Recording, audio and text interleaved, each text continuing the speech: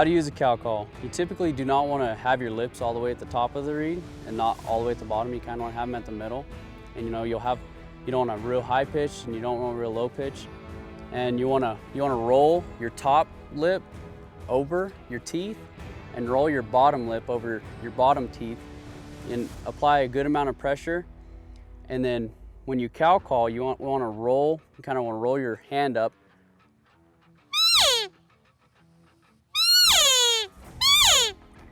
And I usually do a 3 cadence, don't do any more than that, and I usually call every 5 minutes.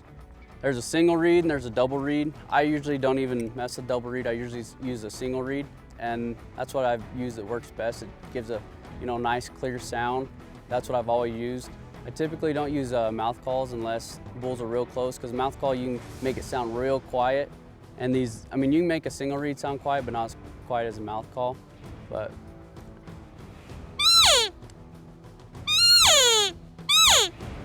and that's simply what I use.